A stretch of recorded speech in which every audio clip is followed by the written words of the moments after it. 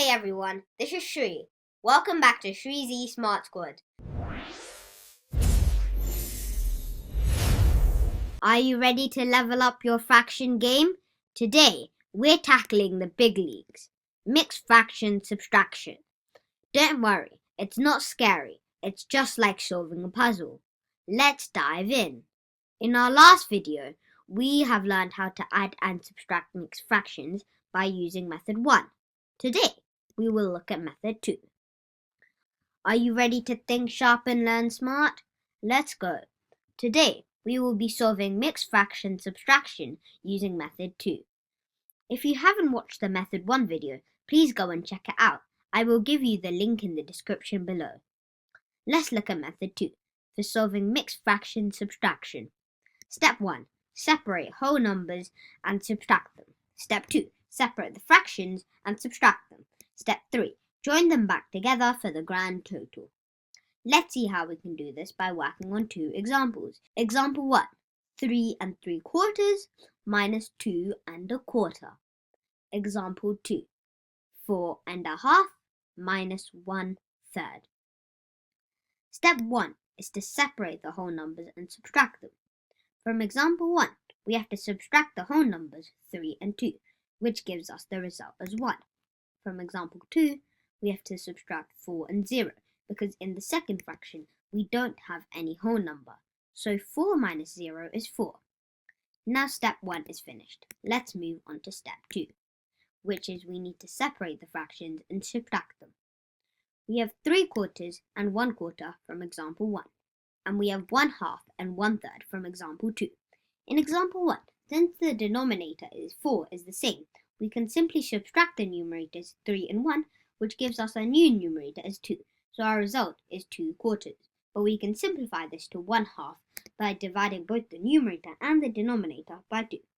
In example 2, the denominators 2 and 3 are not the same, so we have to find the common denominator by multiplying them. 2 times 3 is 6, so 6 is our common denominator. Now we need to convert the fractions to match with the common denominator. We need to multiply the first numerator 1 with the second denominator 3, and the second numerator 1 with the first denominator 2. We will get 3/6 minus 2/6. Now the denominators are the same, so we can subtract the numerators 3 and 2, which gives us our result as 1/6. Now the second step is completed. The final step is to join the whole number and fraction from step 1 and step 2. For the first example, if we join the results from both step 1 and step 2, we will get 1 1/2. For the second example, we will get 4 1/6. Now the third step is also finished.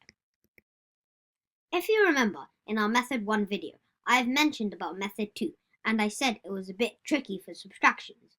Let's see why, with a few different types of examples. Let's take an example 3 1/4 minus 1 3/4. First, we look at our whole numbers 3 and 1, and if we do 3 minus 1, we will get 2. Now let's look at the fractions 1/4 and 3/4. We have to do 1/4 minus 3/4. Since the denominators are same, we simply subtract the numerators, which is 1 minus 3. Uh-oh! Here, 3 is larger than 1, so we will get our result in negative value, which is negative 2/4. And we can simplify this to negative 1/2 by dividing both the numerator and the denominator by 2. This is the tricky part. We got our fraction result in the negative value. Now for step 3, how we can combine whole and fractions part together. Don't worry, let me tell you. Think of the minus sign as an IOU. Here, we owe half of a whole. We have 2 wholes, but we have a debt of 1/2. So we must pay that debt using our whole numbers. We have 2, and you take away 1/2. Then we are left with 1 whole and 1/2. So our answer is 1 whole and 1/2. Let's see the other way round with another example. 1 3/4 minus 3 1/4. First, we look at our whole numbers, 1 and 3. And if we do 1 minus 3, we will get negative 2. Now, let's look at the fractions, 3/4 and 1/4. We have to do 3/4 minus 1/4. Since the denominators are the same, we simply subtract the numerators, which is 3 minus 1. So then, we will get 2/4, which can be simplified to 1/2. This is another tricky part. we got our whole result in the negative value. Let's see how we can combine the whole and fractions part together. Same like previous. Think of the minus sign as an IOU. Here, we owe 2 wholes. We have 1/2, but we have a debt of 2 wholes. We have 1/2. We should give this to pay off. If we have a debt of 2 and pay back 1/2, now we have a debt of 1 and 1/2. Remember, debt means negative.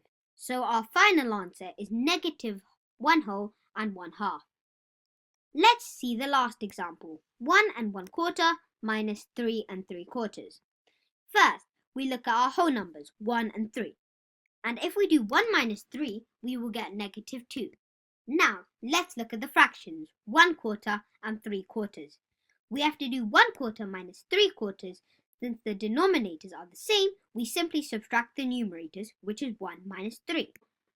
Here, then we get negative 2/4, which can be simplified to negative 1/2. Here we got both of our results in the negative value. Let's see how we can combine the whole and fraction part together. Think of the minus sign as an IOU. Here we owe 2 wholes and 1/2. So total we owe 2.5. Remember, O means negative. So our final answer is negative 2.5. That's it for today. In our next video, we will compare these two methods together. I will give you the link in the description below and go and check it out. Thank you for watching. If you found this video helpful, please give this video a thumbs up. Your support helps me to create more content for you. Ready for challenge? Check the description below for more advanced problems on fractions, addition and subtraction. See you in our next video. Bye! Hit that subscribe button now and don't forget to like the video so you never miss a chance to think sharp and learn smart.